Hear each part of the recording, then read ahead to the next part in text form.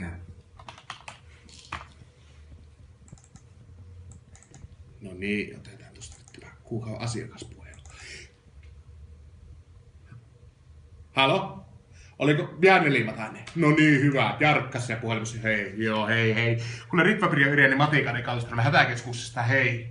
No hei vaan. Joo, kun älä syö puhelinta. Ihan mukavalla asialla lähdin kuule soittamaan Pjarkka sulle, kun nyt ollaan ajatellut, että palkitaan niin näitä vanhoja soittajia, hyviä soittajia kuule, niin onko sulla Janne sille minkälaista hättää?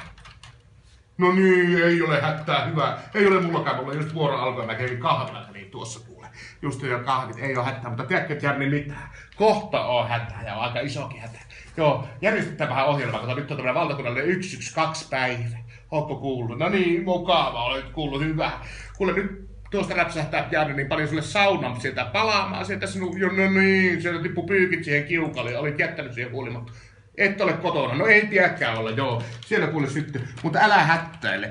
Mitäli, että ei olisi vielä isompaa hättää, niin pannaan kuule oikosulku vielä keittiön tuonne. No niin, nyt on jääkaappikin tulossa upoo siellä, joo. Mutta älä huoli, mä laitan kuule vettä tulemaan. Saat 16 litraa nyt ilmaiseksi 1-2 päivä. Joo.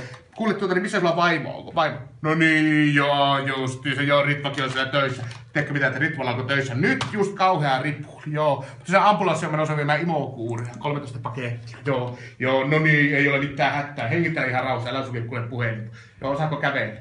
Kävele vähän ympyrä, niin tulee sinne jännempi olosi. Hyvä. Kuule niin, mitä? Sinnekö ambulanssi? Ei, ootapa mä kysyn. Pannako ambulanssi ja keskustelu alkaa. Keskustelu päättyy. Ei laitettu, mä vietiin just henkilökohtaisen kokouksien päälle tässä. Sinne mä en laita ambulanssia, vaikka sulla on vähän pelottaa. Joo, kuule niin pannaan vielä tuosta kuule kaiken kaupan päällä, niin pannaan yksi hirvi sulle sinne olohuoneeseen, sitä olohuoneen ikkunasta lähtee justiinsa nyt. No niin, sinne meni, mutta älä ne hättäile, kato, kun mähän vahingoitetaan elokuvia, korjaa eläimiä tässä elokuvassa, niin mehän pannaan se, ei se kuole se hirvi, se vaan mellastaa se, niin, hajottaa vähän, potkii tauluja ja kaikkea muuta. Joo, hyvä, onko vielä kissaa? No niin, ei oo mullakaan, mutta laitetaan yksi kissakin tulemaan sinne. Tuonne maatiaiskissa. Syö aika vähän. Just, no niin, kuule, oikein hyvä. Oota vähän, älä sulje vielä puhelinta. Mä laitan hälytys siinä tuossa Ahvenanmaan maakuntapukijoukot 642651007.